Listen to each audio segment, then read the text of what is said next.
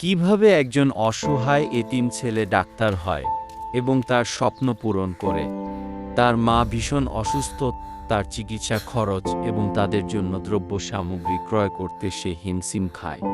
ছেলেটা কতক্ষণ তার বাবার ছবির দিকে তাকিয়ে থাকে এবং ভাবতে থাকে, আজকে যদি তুমি থাকতে তাহলে কতই না ভালো হতো। ছেলেটা প্রতিদিনের মতো কাজে যাচ্ছিল।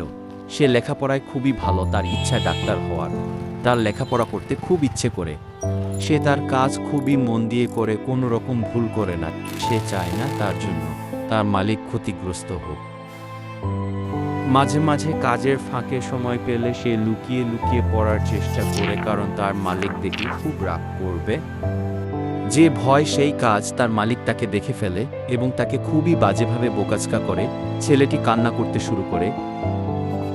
সে সারাদিন কাজ করে এবং রাতে পড়াশোনা করে। টাকা এবং সময়ের কারণে সে স্কুলে পড়তে পারে না। পড়াশোনা করতে করতে সে ঘুমিয়ে পড়ে। ক্লান্ত শরীর নিয়ে একটা ছোট ছেলে একা কত কিছুই বা করতে পারে। সে সকাল ভোরে ভোরে উঠে যায় এবং বই খাতা নিয়ে লেগে পড়ে। নিজে নিজে যতটুকু পারে পড়ে, ম্যাথ সলভ করে। একদিন গ্যারেজে একটি ভদ্র মহিলা গাড়ি নিয়ে আসে।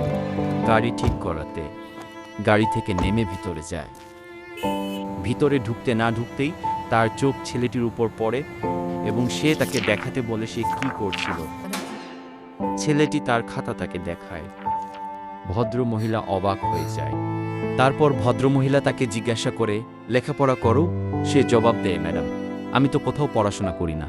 ভদ্রমহিলা বলে, তাহলে তুমি এসব অঙ্ক কিভাবে সলভ করছিলে? ছেলেটা উত্তর দেয়, ম্যাডাম, আমি নিজে নিজে যতটুকু পারি ততটুকু চেষ্টা করি। ভদ্রমহিলা তখন বলে, তোমার মতো এত মেধাবী একটা ছেলে পড়াশোনা না করে এখানে কেন কাজ করছো? ভদ্রমহিলা কে বলবে যে এই কাজ না করলে তার কপালে ভাত জুটবে না।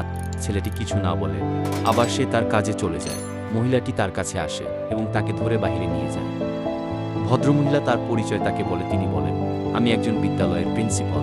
আমি তোমাকে ফ্রিতে পড়াশোনা করাবো এবং তোমার পরিবারের সব খরচ চালাবো। এটা শুনে ছেলেটি কান্নায় ভেঙে পড়ে। সে কান্নায় কিছু বলতে পারছিল না। মহিলা ছেলেটিকে তার বাসায় নিয়ে যেতে বলল।